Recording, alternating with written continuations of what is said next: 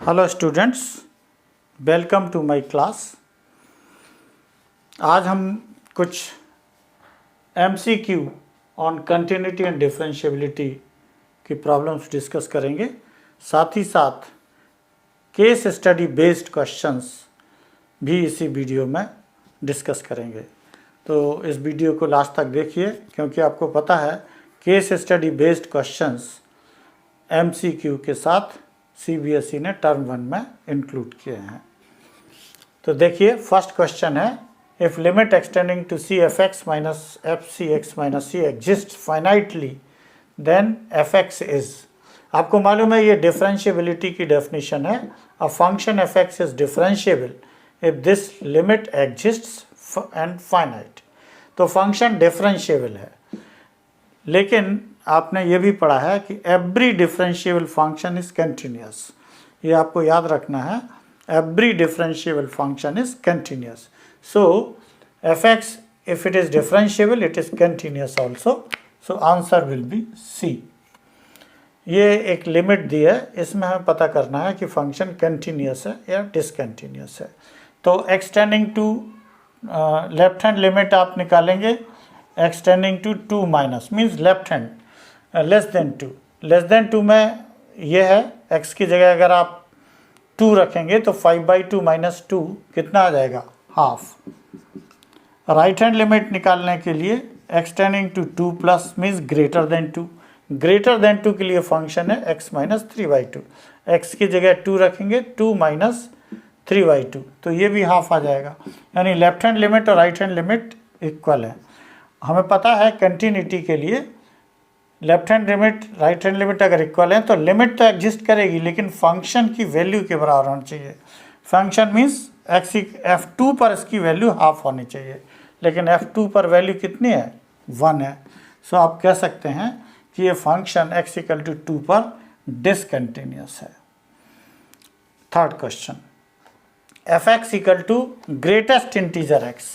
Greatest integer x, ये भी आप याद रखिए कि ये integral points that is 0, 1, 2, 3, -1, -2 and so on, इस पर डिसकंटिन्यूअस होता है। और नॉन इंटीग्रल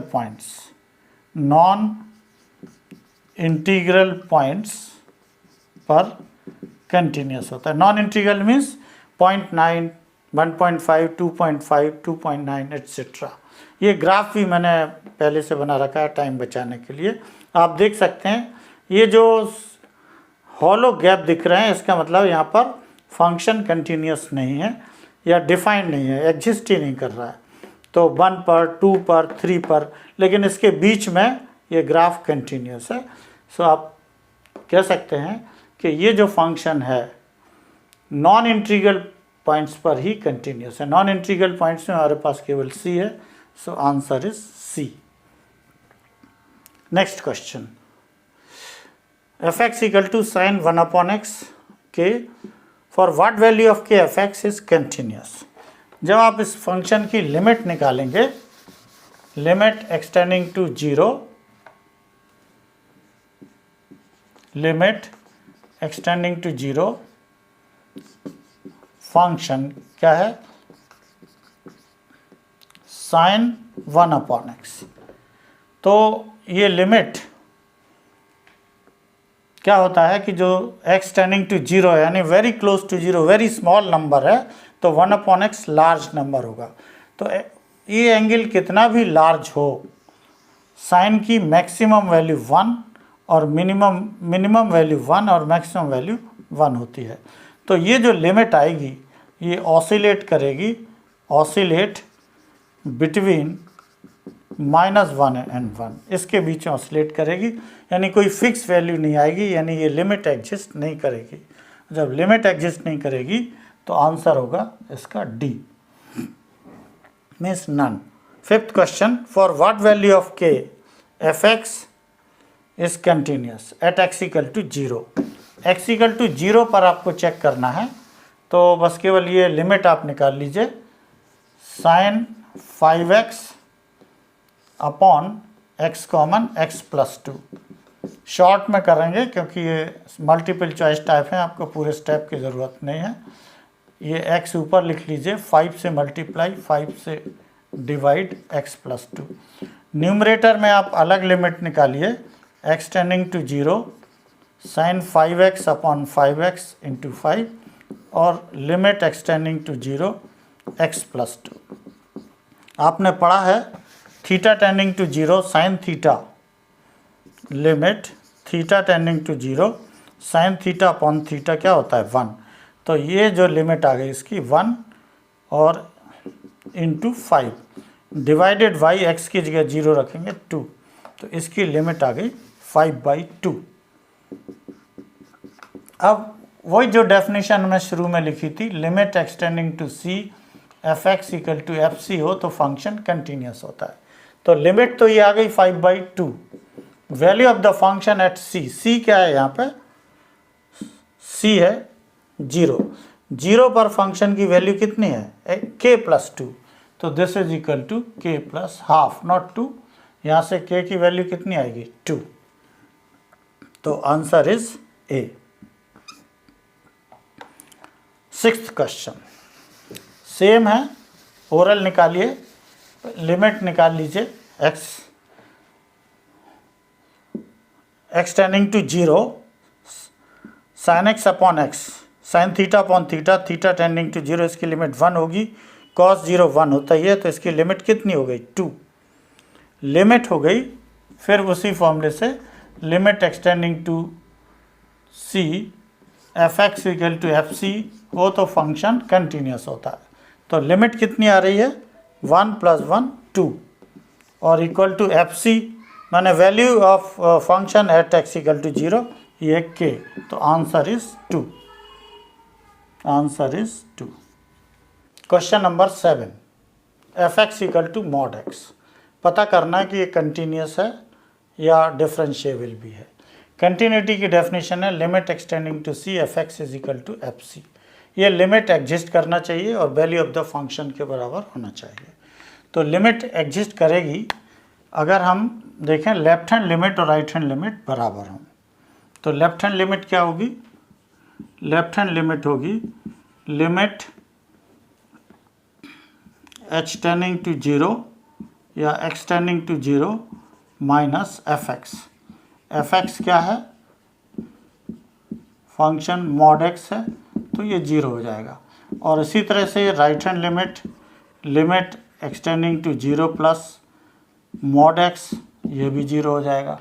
तो left hand limit is equal to right hand limit. तो लिमिट तो एग्जिस्ट कर रही है। अब वैल्यू ऑफ द फंक्शन के बराबर, और ये क्या दोनों 0 के बराबर है, value of the function means x equal to 0 पर वैल्यू ऑफ द फंक्शन भी 0 है। तो ये दोनों कंडीशन सेटिस्फाई हो रही हैं, दोनों 0 के बराबर हैं, सो फंक्शन कंटिन्यूस है। डिफरेंशिएबिलिटी चेक करने के लिए लेफ्ट हैंड डेरिवेटिव का ये फॉर्मूला है और राइट हैंड डेरिवेटिव का ये फॉर्मूला है। तो इसको हम चेक करेंगे क्या डिफरेंशिएबल है फंक्शन, मतलब लेफ्ट हैंड डेरिवेटिव और राइट हैंड डेरिवेटिव इक्वल हैं। तो इसके लिए हम डायरेक्ट ये फॉर्मूला लिख रहे हैं, left hand derivative limit h tending to 0 fc minus h। c क्या है, x इक्वल टू 0 है, तो f0 minus h minus fc। fc means f0, c 0 है एक्चुअली, 0 पर हमें निकालना है, upon minus h। f minus h आ जाएगा h f0 0 upon minus h।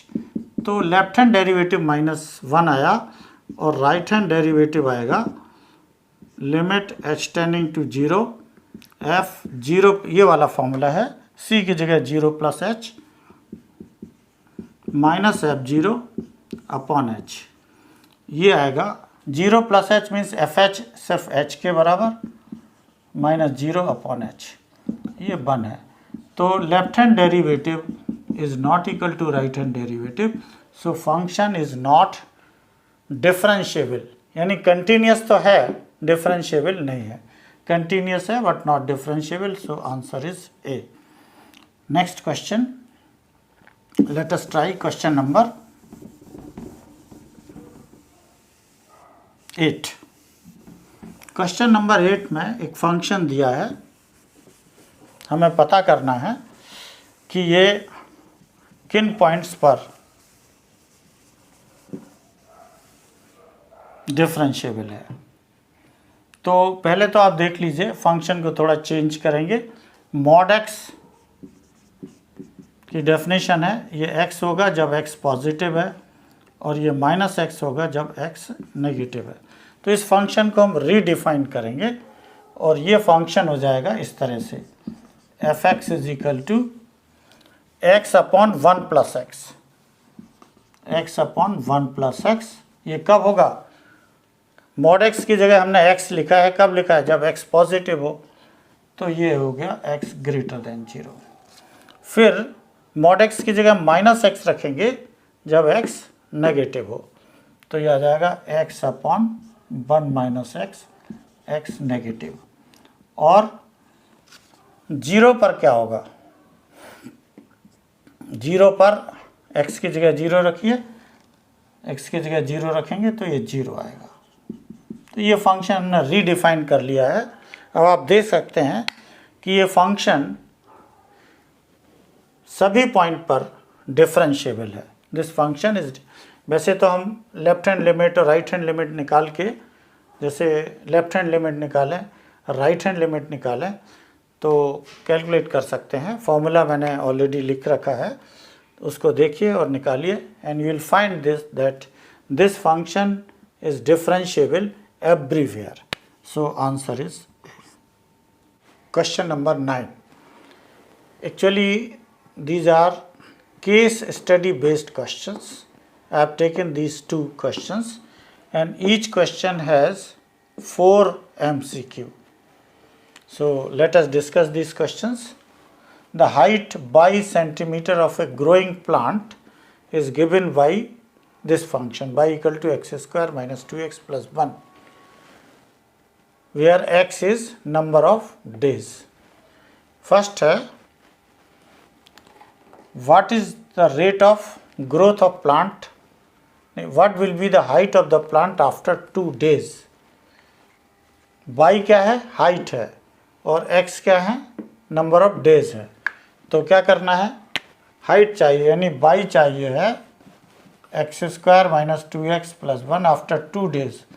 2 square x की जगह 2 रख दीजिए तो ये आ जाएगा 1। So answer is 1। 1 means C। Second question, what is rate of growth of plant after 3 days? Rate of growth of plant लिखा है dy अपॉन dx। तो पहले तो इसका dy अपॉन dx निकाल लीजिए, ये कितना आएगा? 2x minus 2। और आफ्टर 3 days कितना हो जाएगा? x की जगह 3 रख दीजिए, 6 minus 2 that is 4। So second का आंसर है 4, that is C। Third part है, what is d2y upon dx square at equal to 3? x equal to 3 पर d2y अपॉन dx स्क्वायर, इसको एक बार और डिफ्रेंशिएट कर लीजिए। d2y upon dx square means second derivative, तो ये कितना आएगा? 2 only. So that is B, d2y upon dx square, that is C, again C. Fourth question, what value of x at dy upon dx equal to 0? dy upon dx अगर 0 हो जाएगा तो 2x minus 2 equal to 0, x equal to 1. Answer is A. 10th question, a man made a toy whose height is based on this function. एक toy बनाया है जिसकी height इस function से डिफाइन की गई है, एज पर बेस्ड है। क्या चाहते हैं? फर्स्ट है, f x represent the height of the tree. Tree नहीं है actually, this is toy. Then first है, when x greater than 4 height of the toy is. Actually आपको पता है फंक्शन x माइनस 2 कैसे डिफाइन करते हैं? ये होगा x minus two when x is positive, और यही आ जाएगा minus x minus two when x is negative. x minus two is positive का मतलब x minus two x is greater than two और and x less than to.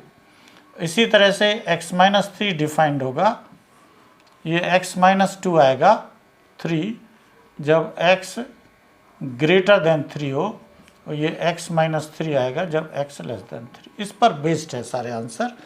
तो first है x greater than 4 है, तो ग्रेटर देन 4 माने greater than 2 हुआ, तो इसकी वैल्यू कितनी आएगी x minus to.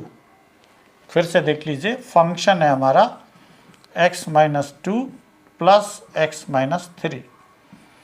X greater than 2 होने पर हमारे पास चूंकि ग्रेटर देन 4 है तो ग्रेटर देन 2 है और ग्रेटर देन 3 भी है। तो ग्रेटर के केस में फंक्शन क्या है, ये है x माइनस टू और ये है x माइनस थ्री। तो क्या हो जाएगा, ये ऐड होने पर 2x माइनस फाइव। तो इसका आंसर होगा C, 2x minus five. Second है what is dy upon dx at x equal to 3। x equal to 3 पर ये तो जीरो हो गया, ये फंक्शन हो गया जीरो, x इक्वल टू 3 रखेंगे जीरो, लेकिन x माइनस टू, ये x माइनस टू ही बचेगा। उसका रीज़न है कि x माइनस टू क्यों बचेगा, क्योंकि ग्रेटर देन 2 के लिए x माइनस टू और 3 2 से ग्रेटर है। इसका डिफ्रेंशिएशन चाहिए, dy upon d x means f dash x. अगर इसको हम और क्लियर लिख लें, what is f dash x at x equal to 3, तो डिफ्रेंशिएशन कितना आएगा 1, x माइनस टू का differentiation 1, so answer is C। Third है when x belongs to 2 and between 2 and 3, माने ये ओपन ब्रैकेट है, माने 2 और 3 इसमें इंक्लूडेड नहीं है, 2 से बड़ा नंबर और 3 से छोटा चाहिए। तो 2 से बड़े और 3 से छोटे के लिए fx कितना है वो हमें फिर यहाँ से देखना पड़ेगा। 2 से बड़ा, जब 2 से बड़ा है यानी ग्रेटर देन 2 है तो फंक्शन है x माइनस टू। फिर 3 से लेस है, क्योंकि 3 से लेस नंबर है, और 3 से लेस देन 3 के लिए फंक्शन है minus x minus three. Solve कर लीजिए, तो x minus to minus x plus three, तो x कैंसिल हो गया, 3 minus two 1, so answer is 1। Answer 1 is C। Fourth question, the man makes the toy according to height fx equal to greatest integer x. What is f dash x at x equal to 5? आपको पहले भी बताया था कि function जो greatest integer function है वो integral points पर डिफाइंड नहीं है। तो आंसर क्या होगा, f dash x is not differentiable at x equal to 5, क्योंकि greatest integer function integral points पर डिफरेंशिएबल नहीं है। इंटीग्रल पॉइंट्स क्या हैं, 1 2 3 and so on, 0 -1 -2 and so on. In points पर ग्रेटेस्ट इंटीजर फंक्शन डिफरेंशिएबल नहीं है।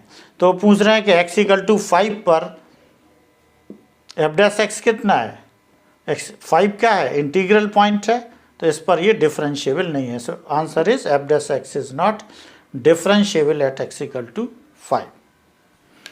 अब ये जो क्वेश्चंस हैं, मेरे पास बहुत सारे क्वेश्चन हैं, ये एक पार्ट 1 था इसका, MCQ and study based questions.